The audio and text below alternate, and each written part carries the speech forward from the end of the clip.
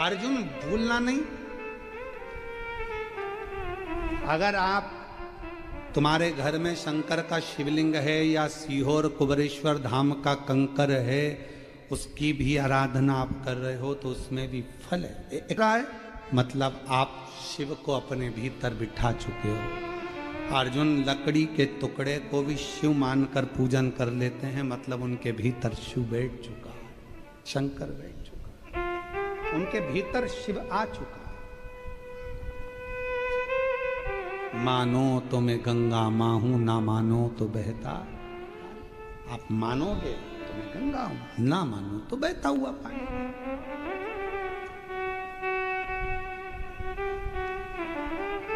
विश्वास शिव पर करो। जो आपके घर में शंकर शिव उपासना करो, शिव दिखने लगे हर जगह, हर घड़ी, हर पल, हर क्षण। विश्वास यदि शंकर पर है तो शिव दिखता।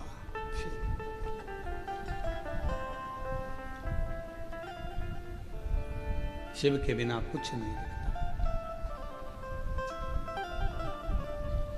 महाराज अर्जुन ने नियम ले लिया कि मैं, भगवान कृष्ण ने कहा है कि शिव की आराधना करना, बिना आराधना के मतलब।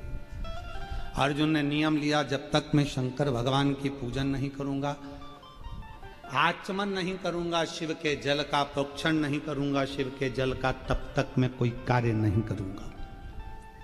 अर्जुन ने नियम लिया, लग गया। रोज प्रतिदिन अर्जुन किसी ना किसी शिवालय में पूजन करते। शिवालय नहीं मिलता तो पाषाण पूजन करते।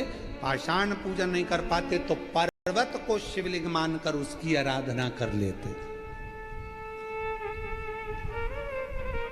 जल चढ़ाकर उस जल को अपने ऊपर छीट लेते, आचमन कर लेते। अब शंकर जी पे चढ़े हुए जल का कितना महत्व है, स्कंद पुराण कहती है। कौमार खंड वर्णन कर रहा है कि अर्जुन समुद्र तट, दक्षिण दिशा में समुद्र के तट पर पहुंच गए, जहां पर 5 तीर्थ विराजमान थे। 5 कुंड, 5 तीर्थ ऐसे थे जहां पर संत स्नान करने नहीं जाते थे। अर्जुन वहां पहुंच गए।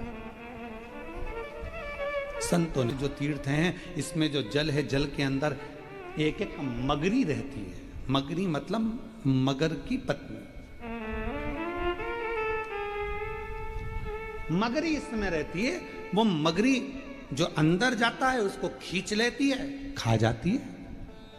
पर अर्जुन ने हाथ जोड़कर संतों से कहा कि मैं बिना तीर्थ के यहां से जाऊंगा नहीं, स्नान तो मैं करूंगा, कुंड में शिव की आराधना करूंगा। अर्जुन, वो मगरी तुम्हें खा जाएगी। अर्जुन विचार नहीं करे रत्ती भर भी।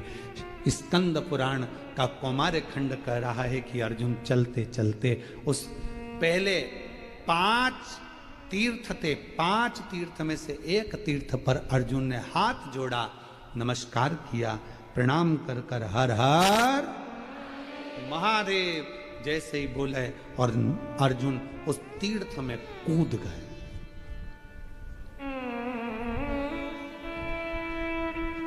जैसे ही अर्जुन तीर्थ के अंदर कूदे, वो मगरी ने पकड़कर खींचना प्रारंभ किया। वो अंदर ले जा रही है। जैसे ही अंदर ले जा रही थी, अभी अर्जुन का पांव पकड़ा था, अब अर्जुन के जंघा को पकड़ा, कमर को पकड़ा, और पकड़ते सी अर्जुन के हृदय के पास पहुंची और शीश पकड़ने वाली थी कि जिस शीश पर शंकर जी का छीटा, शंकर जी का चढ़ा हुआ जल का प्रोक्षण पड़ा था, वो बूंद उस मगरी को पड़ गई और मगरी अप्सरा बनकर बाहर निकल।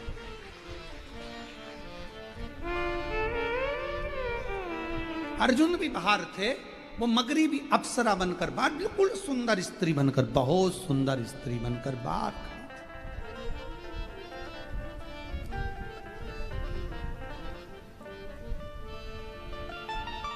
अर्जुन ने पूछा, तुम कौन हो? बड़ी सुंदर हो।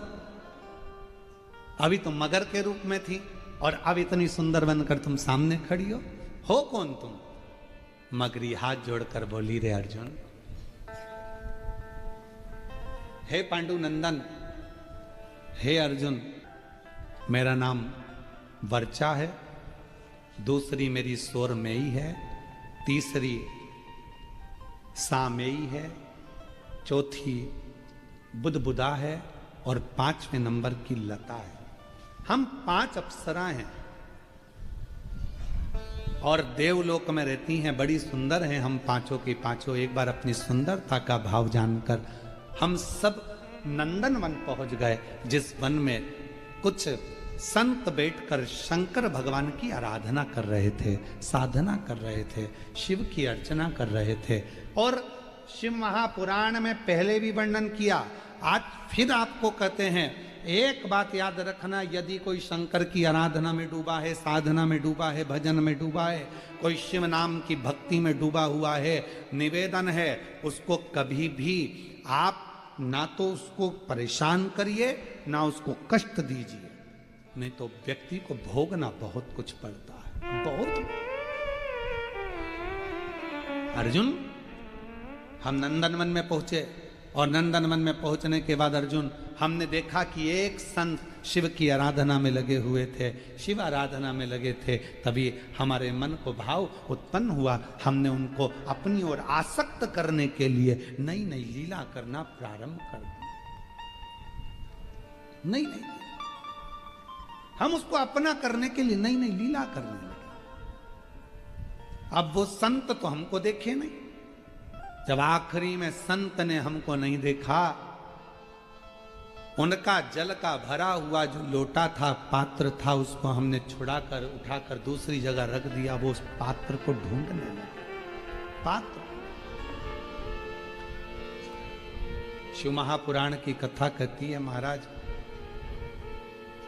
शंकर भगवान को जो तुम लोटा लेकर जाते हो मंदिर, शिव जी को मंदिर जो लोटा लेकर जाते हो, उस लोटे में इतना बल आ जाता है, शंकर जी पे जल चढ़ते चढ़ते चढ़ते चढ़ते वो लोटा इतना बलवान हो जाता है कि मान लो यदि घर में किसी व्यक्ति को बहुत तेज बुखार आ गया, डॉक्टर का इलाज भी चल रहा है, दवाई भी चल रही है, सब कुछ चल रहा है, पर उसका ताप, उसका बुखार कम नहीं हो रहा, तो उसी लोटे को पानी में डुबाकर उस पानी की पट्टी अगर उस बीमार व्यक्ति के सिर पर रखना प्रारंभ कर दीजिए, 20 से 25 मिनट के अंदर बुखार पूरा उतरना प्रारंभ हो जाता। वो पात्र, वो लोटा भी तपवान हो जाता।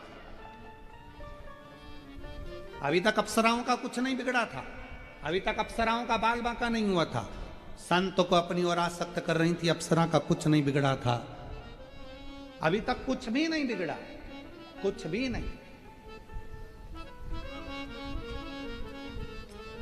उन अप्सराओं का कुछ भी नहीं गया, उन अप्सराओं का कुछ भी नहीं बिगड़ा, पर अब वो अप्सरा, अभी तक उनका कुछ नहीं बिगड़ा, कुछ भी।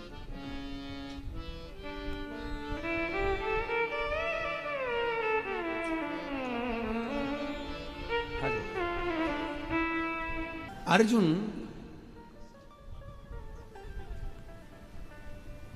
अप्सराएं कह रही हैं, वर्चा कह रही है कि नंदन वन में जो शिव की भक्ति में जो संत लगे थे उनको हमने कष्ट दिया, अपनी ओर आसक्त करा, पर आसक्त करने के बाद भी वो हमारी ओर नहीं आए।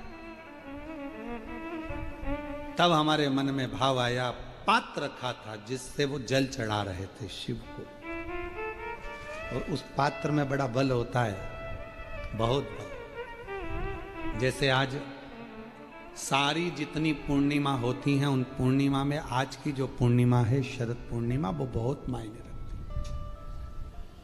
है, बहुत। हम फिर निवेदन करेंगे, आज की जो पूर्णिमा है, प्रयास करो भोलेनाथ जी को एक श्वेत चावल का दाना शंकर भगवान को समर्पित जरूर करो। और रात्रि के समय पर जब चंद्र पूर्ण आनंद के साथ में हो, और यदि कोई शरीर में बहुत ज़्यादा कोई रोग ग्रसित हो गया है, कोई चर्म रोग हो गया है, कोई शरीर में कोई भयंकर रोग हो गया है, तो छोटी सी बेलपत्र शंकर भगवान पर चढ़ी हुई, चंद्रमा की रोशनी में चंद्रमौलेश्वर महादेव का नाम लेकर औषधि के रूप में उसको चबा चबा कर खा लो। चंद्रमा की रोशनी में उससे वो औषधि का काम करेगी और तुम्हारे रोगों को समाप्त करेगी। चंद्रमौलेश्वर महादेव का स्मरण करें। कौन से महादेव? चंद्रमौलेश्वर। और चंद्रमौलेश्वर महादेव की, चंद्रमौलेश्वर शिव उपासना ये बहुत और आज तो सुंदर शरद पूर्णिमा है, बाबा की बड़े आनंदमय स्वरूप है। चंद्र की रोशनी में आप लोग तो खीर खाते ही हो, पर साथ में एक बेलपत्र का प्रयोग भी जरूर कर देखो, वो आपकी जिंदगी में ना जाने कितने रोगों को समाप्त कर देगा, कितने रोग। पर वो बेलपत्र छोटी लेना, ज्यादा बड़ी बेलपत्र नहीं लेना। छोटी सी बेलपत्र लो, शिव पर चढ़ी हुई श्री शिवाय नमस्तुभ्यम बोलकर चंद्र पूर्णता में जब हो, रात्रि के समय पर एक बेलपत्र चंद्रमौलेश्वर महादेव का नाम लेकर उसको चबा चबा कर खाओ। जिसको खाने पर मुंह में छाले हो जाते हैं या छार छार हो जाता है तो उसको पीस लो, पीस कर बाहर बैठकर गोली लेकर उसको पानी से निगल जाओ, पर उसको खाओ औषधि के रूप में। कहते हैं शरद पूर्णिमा की रात्रि की चंद्रमा की रोशनी एक ऐसी रोशनी होती है जिसमें जितनी औषधीय पौधे होते हैं उसमें एक बल उत्पन्न हो जाता है जो हमारे शरीर के सारे रोगों को समाप्त कर देता है। सारे आपके यहाँ खीर रखते हैं, हमारे यहाँ हम हमारे कुबेरेश्वर धाम पर बेलपत्र रखते हैं रात्रि के समय पर। और वही बेलपत्र जब कोई बहुत ज़्यादा तकलीफ में होता है तो वही बेलपत्र का चूरा बल सूख जाती है, उसको दे देते हैं, भाई यही पाते रहो। वो औषधीय तत्व है।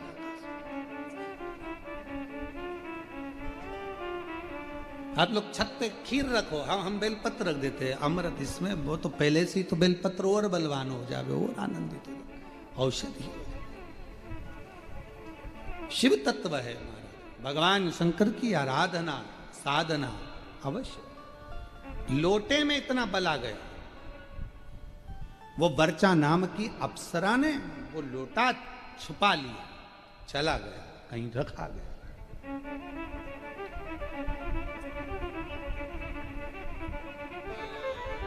हम इसी महाराष्ट्र की एक छोटे से गांव की एक कथा कहना चाहेंगे, पर गांव का नाम नहीं बोलेंगे। हमने पत्र पढ़ा है कथा में, आप लोगों के स्मरण में होगा। एक महाराज जी ने, एक महिला जल चढ़ा रही थी और महाराज जी ने उसका लोटा छुड़ा लिया। हमने वो महाराज की गति जो बिगड़ी, पत्नी लेकर उसी महिला के पास गई कि पति को ये बीमारी हो गई है, कुछ क्या पता क्या हो गया। वो लेकर बाबा कुबेर भंडारी के दरवाजे पर पहुंची, सूचना आई कि आपने जो पत्र पढ़ा था वो महाराज शरीर से चलते नहीं बन रहा था, पाँव मुंह सब कान। हमने कहा कि एक काम करो कि पात्र का अपमान हुआ है, उसी पात्र से इसका जल चढ़ा हुआ वही पात्र पानी में गलाओ, उसी पात्र को, ये हम नहीं कर रहे, ये स्कंद पुराण कुमार खंड वर्णन कर रहा है कि पात्र का अपमान का बल कितना होता है कि वो जो अप्सराएं थी वो मगर बन जाती है। पात्र का अपमान देखिएगा।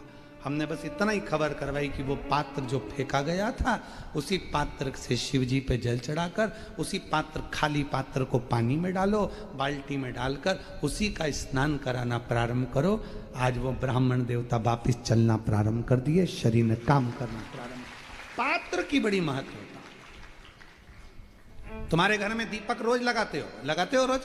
मंदिर में दिया जलाते हो, पीतल का, तांबे का, चांदी का, स्टील का, जो दिया तुम्हारे घर में होगा रोज लगाते हो। बत्ती रोज जलाते हो, 5 दिया होंगे तो कभी बदल बदल के मांझ कर, खासा कर कर, धोकर उस दिए को लगाते हो। पर कभी विष्णु पुराण को पढ़िए, विष्णु पुराण में दीप की महिमा आई है। और विष्णु पुराण में जब दीप की महिमा को हम पढ़ते हैं तो उस दीप महिमा में वर्णन आता है कि दीप देव में इतना बल हो जाता है, रोज दीप लगता है भगवान के सामने, रोज उतारा जाता है, रोज बार बार उतरता है, उस दीप में इतना बल आ जाता है कि यदि कोई बीमार व्यक्ति है और उसका रोग समाप्त नहीं हो रहा तो वो जो दीप है जब वो ठंडा हो गया उसी दीप को पानी के अंदर डाल दिया जाता है और उसी पानी से उस व्यक्ति को स्नान कराना प्रारंभ कर दिया जाता है तो उसका रोग समाप्त हो जाता है। इतना बल दीप में हो जाता है।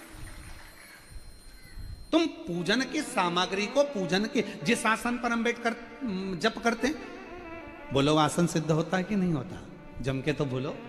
जिस माला पे हम जप करते हैं वो माला सिद्ध होती कि नहीं होती है? माला सिद्ध हो जाती है, आसन सिद्ध हो जाता है, वस्त्र सिद्ध हो जाता है। कितना कितना भाव का। शास्त्रों का अध्ययन करने वाला व्यक्ति इस सब चीजों पर स्मरण करता है कि दीप, हम कहते हैं तुम्हारे घर में ज्यादा दीपक बढ़ाने की जरूरत नहीं है, जो तुम्हारे यहाँ 4-5 दीपक हैं उसी से आरती पूजन सब करा करो, उन दियों से, क्योंकि उन दीप में बल आते चले जाए, वो दीपक में शक्ति आती चली। नजदीक है भगवान, कितना बल आता है जरा विचार करिएगा। एक पानी से तुमने कपड़े धोए, वो पानी तुमने बाथरूम में फेंका कि नहीं फेंका? जम के बोलो। एक पानी से तुमने बर्तन धोए, पानी फेंका कि नहीं फेंका? बोलो जम के। फेंक दिया। पानी वही था जो तुम्हारे नीचे हाक्सी का, हेडपंप का, ट्यूबवेल का, तुम्हारे नल का पानी वही था। वही पानी से कपड़े धोए, वही पानी से बर्तन धोया और वही पानी तुमने शंकर जी को स्नान कराया, वही पानी तुम्हारे घर में जो भगवान थे उनको थाली में रखकर नहलाया। अब बताओ, जिस पानी से तुमने स्नान कराया वो पानी को तुम बाथरूम में फेंकोगे, नाली में फेंकोगे, गटर में फेंकोगे? नहीं, उस पानी को ले जाकर तुम कहीं पेड़ के नीचे, क्यारे में, तुलसा में, जहां अच्छी जगह होगी वहां डालोगे। क्यों? क्योंकि वो पानी भगवान का स्पर्श कर लिया, इसलिए पूजनीय हो गया। जो दिया भगवान के मंदिर में रोज जाता हो, जो लोटा भगवान के मंदिर में रोज जाता हो, वो अपने आप में सिद्ध होते चले जाता है, उसकी सिद्धि बढ़ती चली जाती है, उसकी सिद्ध तत्वता बढ़ जाती है।